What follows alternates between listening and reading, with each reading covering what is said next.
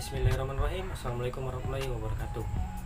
Perkenalkan, nama saya Andi Latandika dengan NIM 1902060061, Prodi Manajemen Pendidikan Islam, kelas 6B. Jadi di sini saya akan menjelaskan tentang beberapa pedoman dari supervisi pendidikan itu sendiri, ya, dimana ini adalah tugas UTS atau ujian tengah semester dari dosen pengampu kita, Tasdin Tahrim SPD MPD. Jadi langsung saja kita masuk kepada pembahasan. Di sini saya akan menjelaskan tentang pedoman utama supervisi pendidikan, yang dimana dalam supervisi pendidikan itu pedoman utama yang harus dipegang adalah cara kerja supervisi yang merupakan fungsi supervisi itu sendiri. Jadi di sini ada beberapa pedoman supervisi itu. Yang pertama adalah mengadakan evaluasi terhadap kurikulum dengan segala sarana dan prasarananya.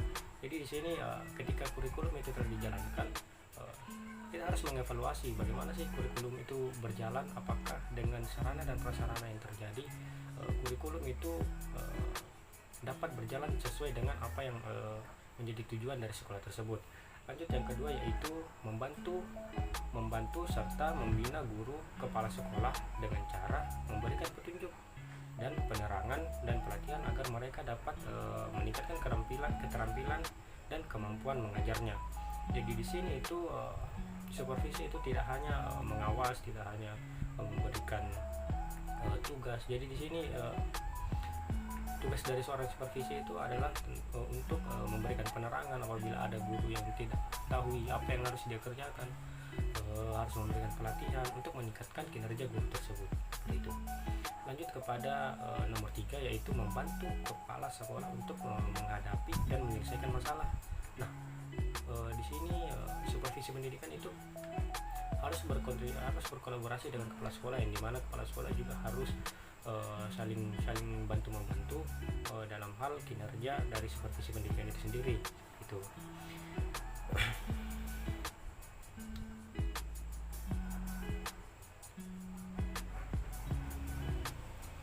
Jadi dalam 3 pedoman tadi yang saya jelaskan, 3 pedoman itu tersebut mengisyaratkan bahwa tata kerja yang harus dilakukan dalam melaksanakan supervisi pendidikan berkaitan dengan supervisi, yaitu adalah tentang pelayanan seluruh kegiatan pembelajaran dan pengadministrasian secara akademik. Terus yang kedua itu adalah penelitian terhadap semua aktivitas pembelajaran yang berkaitan dengan keadaan dan sarana prasarana belajar. Jadi keadaan siswa atau kemajuan prestasi akademik siswa, permasalahan yang dihadapi sekolah, dan seluruh aktivitas pencarian solusi masalah dan penerapan serta pelaksanaan model baru untuk mengembangkan proses pembelajaran yang lebih baik. Itu dalam 3 pedoman tersebut, yang dimana tugas dari seorang supervisor. Terus yang kedua, yang selanjutnya itu ada pengawasan akademik dan pengadministrasiannya.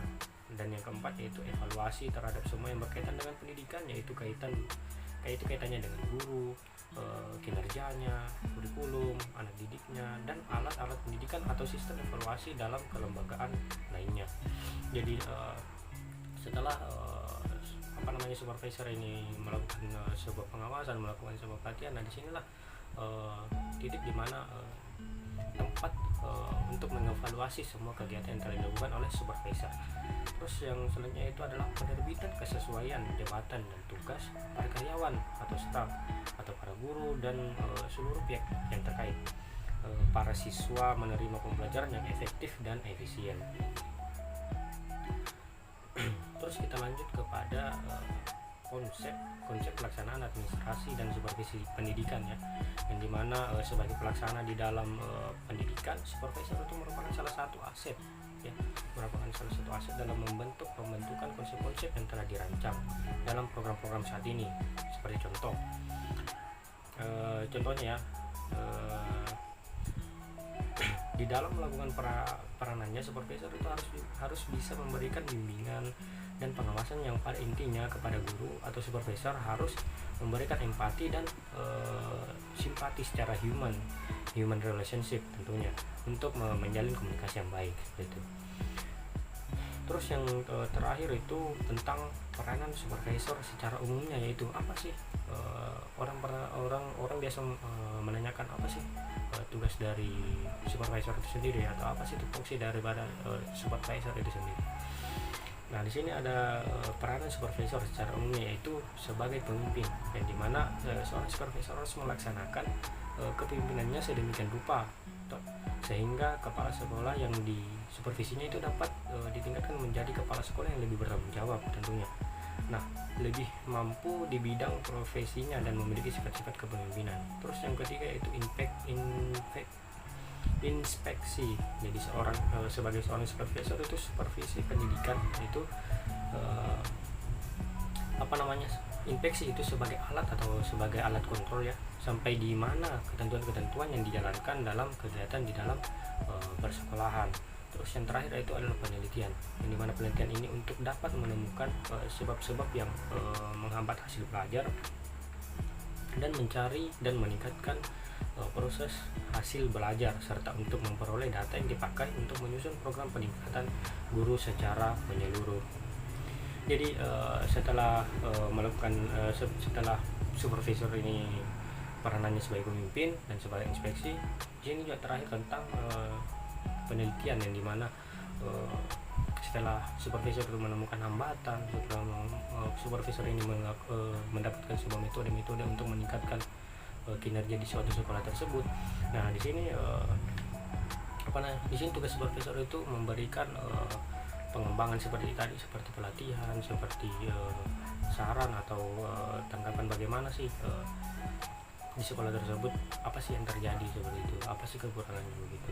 Itu tugas supervisor. Jadi mungkin itu saja dari saya tentang tadi beberapa macam tentang peranan supervisor dan konsep supervisi pendidikan. Mungkin itu saya, kurang lebih mohon dimaafkan. Wassalamualaikum warahmatullahi wabarakatuh.